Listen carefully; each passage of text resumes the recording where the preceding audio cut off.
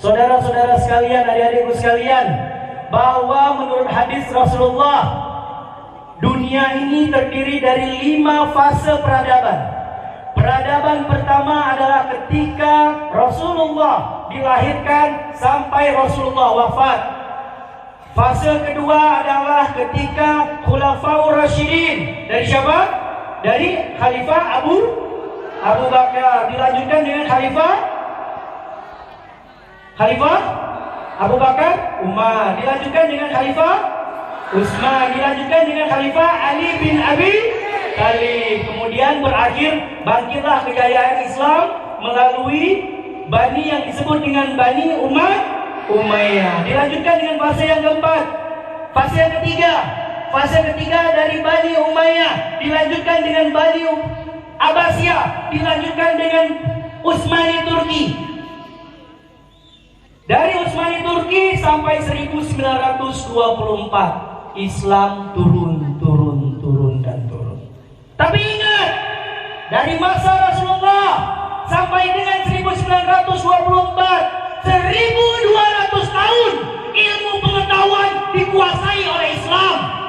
1200 tahun teknologi dikuasai oleh Islam. Selama 1200 tahun teori-teori dikuasai oleh Islam, teknologi dikuasai oleh Islam, politik dikuasai oleh Islam, ekonomi dikuasai oleh Islam. Selama 1200 tahun. Tapi yang namanya agama-agama yang tidak senang dengan Islam mencoba menghancurkan Islam. Bangkitlah peradaban barat yang dikenal dengan revolusi industri pertama. 200.000 tentara Islam dibunuh. Para pejuang-pejuang Islam syahid. Para guru-guru diculik. Buku-buku dibakar. Sehingga kita sekarang hidup di fase yang keempat. Fase modernisasi. Fase demokrasi. Fase kapitalisme. Fase liberalisme. Fase ateisme.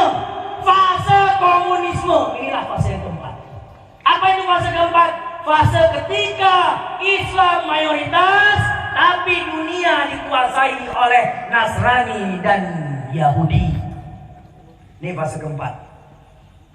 Tapi saudara-saudara, adik-adikku yang mencinta, dalam hadis Rasulullah dikatakan ada fase yang kelima yang disebut dengan fase akhir zaman.